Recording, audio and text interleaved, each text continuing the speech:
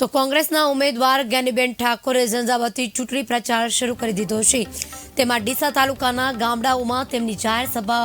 યોજાઈ હતી, જે અંતર્ગત ઢેટાલ ગામે મહાકાળી માતાજીના મંદિરે પણ ગ્રામજનોની એક સભાનું આયોજન કરવામાં આવ્યું હતું, જેમાં જ્ઞાનીબેન ઠાકોરે બનાસ ડેરીના ચેરમેન શંકરભાઈ ચૌધરી સામે નિશાન તાકતા જણાવ્યું હતું કે બનાસ ડેરી હોય કે બનાસ બેંક હોય, એણે સહકાર રાખ્યું જ નથી,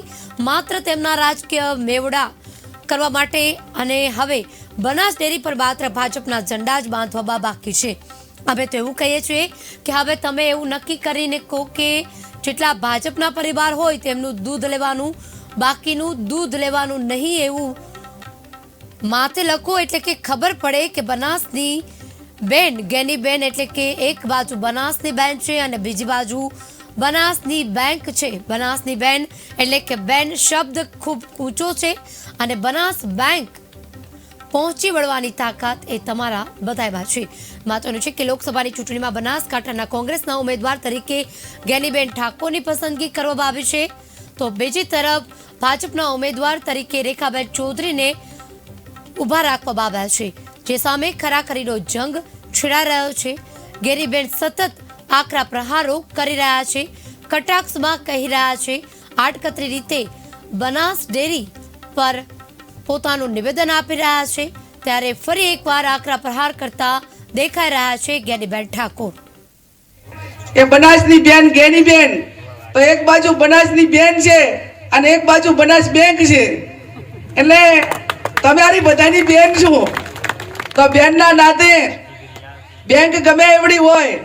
પણ બનાસની બેન એટલે બેન માટેનો જે શબ્દ છે એ તમારા બધા મારા માટે ખૂબ ઊંચો છે,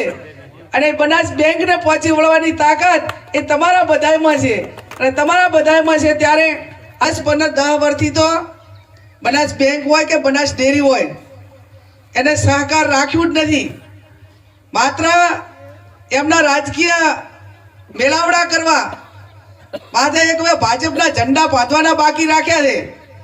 અને અમે તો એમ કહીએ છીએ કે હવે તમે એવું જ નક્કી કરો ને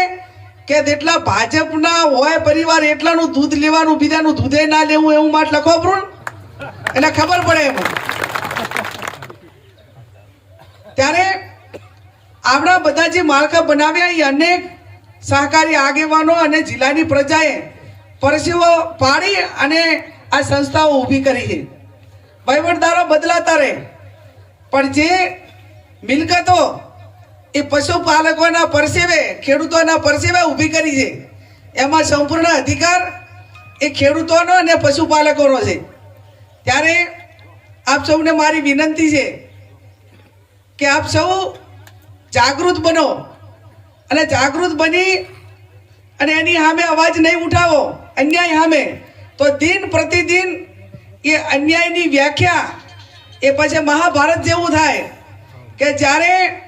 કોઈ પણ માણસો અતિરેક કરતા હોય, ખરાબ કરતા હોય, એક આપણે દ્રૌપદીનો દાખલો આપીએ કે ભર સભાની અંદર તારે ચીર ખેંચાતા હોય અને ભીષ્મ પિતામહ જેવા જ્ઞાની અને પરિવારના વડા તરીકે બેઠા હોય, અને એ ટાઈમ